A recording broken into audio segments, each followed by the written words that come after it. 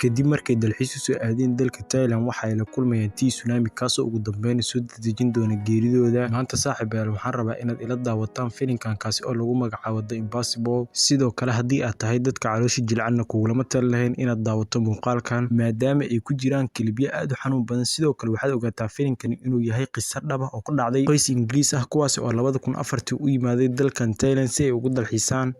bilow hore ee filimka waxaan aragnaa dalxiisayaal ku wajahan dalka Thailand. dalxiisayaashaasna waxaa ka mid ahaa qoyskani oo ka koobnaa 5 qofood. aabaha qoyska oo lagu magacaabo Mr. Henry iyo hooyada oo lagu magacaabo Maria iyo walaalka ugu weyn oo lagu magacaabo Lucas iyo 2 wiil oo ka yaryar. qoyskani waxay halkan ka kiraysanayaan guri VIP ah. sidoo kale dhammaan dalxiisayaasha habeenka koowaad halkan waxay ku qaadanayaan jawi aad u qurux badan iyagoona xaflad yar halkaas ku sameysanaya sidoo kalena u dabaaldegayay jawigan quruxda badan ay ku jiraan. markii la gaaro subaxii xigay waxaan aragnaa qoyska oo gurigooda qaadanaya jawi aad u qurux badan. maan dalxiisayaashana waxa ay jawi aad u qurux badan ku qaadanayeen qaybta bargadaha. Mr. Henry ayaa waxa uu dareemayaa inay xaaskiisa Maria wax ka qaldan yihiin isaguna waxa uu weydiinayaa inaysan ku faraxsanin inay halkan joogto. iyadana waxa ay u sheegaysaa inaysan meeshan ku dareemaynin jawi sidoo kalena waxay kula talinaysaa inay meeshan isaga tagaan. balse Henry ayaa dejinaya wuxuuna u sheegayaa inay halkan jawi aad u qurux badan ku wada qaadan doonaan. daqiiqado kadib waxaan aragnaa qof walba oo goobta ku sugnaa isagoo ku jira jawigiisa ayaa hal mar dhammaan dadku waxa ay dareemayaan inay meesha ku socdo duufaano. ilbiriqsiyo kooban gudahooda goobta waxaa imaanayay tsunami aad u ballaaran kaasoo burburinaya dhammaan dalxiisayaasha. ogaa kadib tsunamigii aadka u weynaa oo yara degay waxaan aragnaa Maria oo weli nool iyadoona ku dhagan geed meesha ku yaalay. Maria waxay u qalinaysaa inuu weli jiro qof nool balse cidna lama hadlayso. waa ay niyadjabaysaa waxayna u malaynaysaa inay iyada keliya ka nooshahay dhammaan dadkii. balse nasiib wanaag xoogaa kadib waxaa la hadlaya wiilkeeda Lucas isagoo weliba halis aad u daran ku jiro. Maria waxay u soo cararaysaa dhanka wiilkeeda Lucas si ay u badbaadiso balse taasi uma suurtagelayso maadaama ay aad u kala fogaayeen. sidoo kale biyaha waxay ahaayeen kuwo xooli ku socday taasi oo yareynaysa fursadda ay ku badbaadi karaan. balse nasiib wanaag ugu dambeyntii waxaa suurtagelaysa inay ishelaan Lucas iyo hooyadiisa. sidoo kale Maria markani aad ay u dhaawacan tahay waxaana goobta ka soo kaxeynaya wiilkeeda Lucas. sidoo kale inta ay socdaalkaasi ku guda jireen waxay arkayaan wiil aad u yar kaasi oo lagu magacaabo Daniel. sidoo kale Daniel isagana waxaa qoyskiisa qaaday tsunami. Lucas iyo Mariana hore ay u soo qaadayaan Daniel ugu dambeynna waxa ay si dhib badan kusoo korayaan geedkan.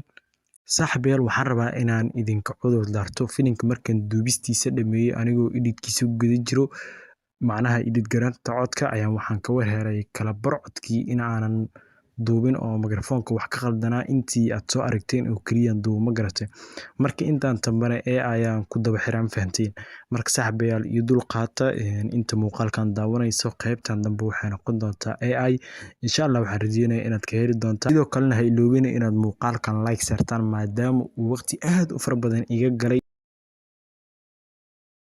ugu dambayna waxay si dhib badan ku soo korayaan geedkan nasiib wanaagoodana ugu dambayntii waxaa arkaya dad reer miyi ah kuwaasoo indhoindhayn u yimaaday meesha dadkiina waxa ay keenayaan tuuladooda marka ay arkaana in ay xaaladda aad u xun tahay. waxay saarayaan gaari ayagoona u jihaynaya dhankaas iyo isbitaalka tuulada. Daniyaalna halkaas ayay oga soo tegayaan balse waxaad sii ogaataa ugu dambayn Daniyaal iyo aabihiisa way ishelayaan u soo laabo Lucas iyo hooyadiisa marka ay yimaadaan. isbitaalka waxaa halkaas buuxay kumanaan qof ah oo waxyeelo ku soo gaartay tsunamiga. ugu dambayna Maria xanuunkeeda waa lala tacaalayaa inkastuu mid aad u halis badan ahaa. waxaa la siinayaa xoogaa antibiyootig ah taasoo ka yaraynaysa xanuunka. Lucas waxa uu meesha ka helayaa hal xabo oo liimaan macaan ah waxa uuna bilaabayaa inuu siiyo hooyadii. sidoo kale sariirta ku xigta waxaa jiiftay haweeney cadaan ah. Lucasna haweeneyda ayuu liinta sii maagayaa balse haweeneyda xanuunkeeda ayaa ka sii daraya xoogaa. kadib Lucas ayaa waxa uu arkayaa nin ku qaylinayo inay qoyskiisa ka maqan yihiin. Lucasna waxa uu isku dayayaa inuu caawiyo dadka ay qoyskiisa ka maqan yihiin ilaa ugu dambayn uu kala kulmo aabe raadinayo qoyskiisa. Lucas ayaa bilaabaya isla markiiba inuu raadiyo wiilka ilaa ugu dambaynna uu soo helo wiilka. intaasna kuma ekaanayo waxa uu bilaabayaa inuu dadka kale u sii raadiyo qoysaskooda. hal mar Lucas ayaa soo xasuusanayo hooyadiisa waxa uuna u soo ordayaa goobtii ay joogtay balse nasiib darro hooyadiisa meesha waa uu ka weynayaa. isla markiibana waxa uu bilaabayaa inuu ku qayliyo magaca hooyadiisa. sidoo kalena waxa uu la dagaalayaa bukaan cusub oo meesha loo soo waday. ugu dambayna waxaa soo wadayso gabar kalkaaliso ah. waxa ayna isku dayaysaa inay dejiso iyadoona u sheegayso inay u soo heli doonto hooyadiisa waxa ayna ka qoraysaa fo. Dhinaca kale aan ku laabano goobtii tsunamiga waxaan aragnaa Master Henry oo raadinaya qoyskiisa ugu dambayna waxa uu helayaa labadiisa wiil ee yaryara asagana waxa uu isku dayayaa inuu raadiyo taleefan si uu u raadiyo xaaskiisa balse qof walba tiisa ayaa haysatay mana helaayo ugu dambayna waxa uu ilmihiisa saarayaa gaari isagoona haweenay gaariga saarneed ii ilaali dhaahayo isagana waxa uu go'aansanayaa inuu raadiyo qoyska intiisa kale balse waxa uu qaatay go'aan qaldan oo horay Soomaali u tiri miro gunti ku jiro kuwa geed saaran looma daadsho oo waxaa laga yaabaa dadku raadinayo inay dhinteen ugu dambayn habeenkaas siduu u raadinayay qoyska intiisa kale waa uu ku fashilmayaa ilaa uu markii dambe soo raaco dad kale oo safar ahaa ugu dambayna waxa ay imaanayaan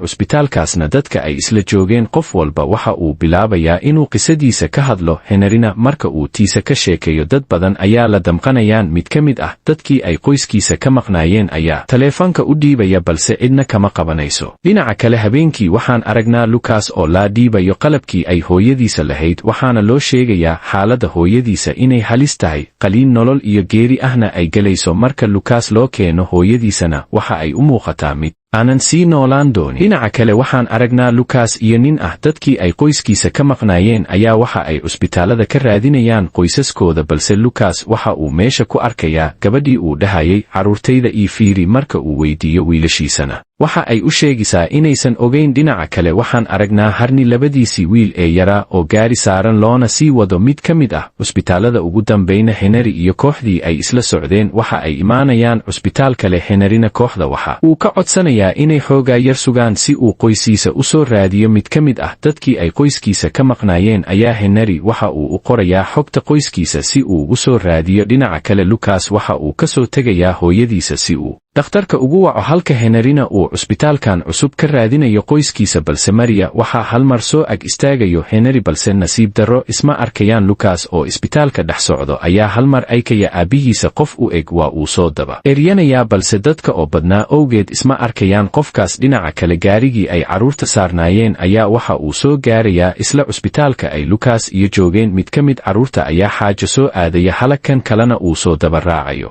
dhinaca kale Henry oo niyad jabsan ayaa dib ugu soo laabanayo kooxda isagoona u sheegay inuu soo waayay waxa uuna kooxda ooga mahad celinayaa siday ugu dulqaateen. dhinaca kale Lucas siduu u raadinaya aabihiisa markuu quusto ayuu qaylinayaa nasiib wanaagna labadiisa walala ayaa meel fog ka arkayaan waxa ayna ku qaylinayaan magaciisa halkaas ayayna isku helayaan balse nasiib wanaag Henry oo dib ugu soo laabtay si uu weli u baadi goobo qoyskiisa ayaa arkaya carruurtiisa waxa ayna bilaabayaan inay halkaas ku midoobaan waxa ayna soo aadayaan dhinac Maria oo xaalad halis ah ku jirto xoogaa kadib farxadaas Maria waxaa loo kaxaynayaa saalada qaliinka subaxii xigayna waxaan aragnaa Maria oo qaliinkeeda lagu guulaystay ugu dambayna qoyska ayagoo nabad qabaan oo faraxsan ayay dib u midoobayaan. dhammaadkuna waa mid qurux badan waxaana aragnaa qoyskii oo soo raacaya diyaarad u qaas ah ayagoona soo aadaya dalkooda Ingiriiska. sidoo kale waxaad ogaataa tani maahan keliya filim Hollywood ah waa qiso dhab ah oo ku dhacday sanadii 2004 qoys Ingiriis ah wax walbana waxa ay u dhaceen sida aad soo aragteen. haddaba hadaad intaan soo gaartay fadlan waa codsi ha iloobin inaad muuqaalka like saaro si aan u soo badino muuqaalada noocaan ah. subscribe-tana waa haddii aad awoodid dabcan ma jirto sabab kuu diidayso.